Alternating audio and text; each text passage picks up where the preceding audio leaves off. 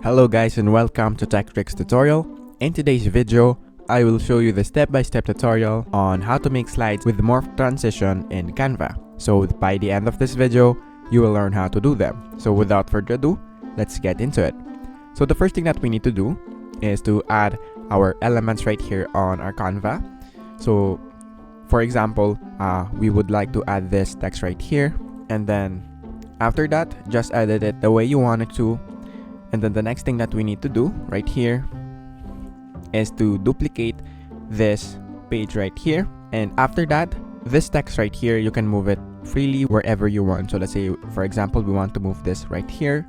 And after you're done with this, all you have to do is to go here on between the page right here and then click add transition.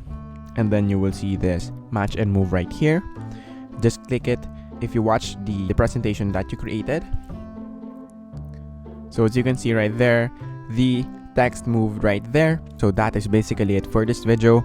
Thank you guys for watching Tech Tricks tutorial. I hope you learned something, and please don't forget to like and subscribe. Have a great day everyone.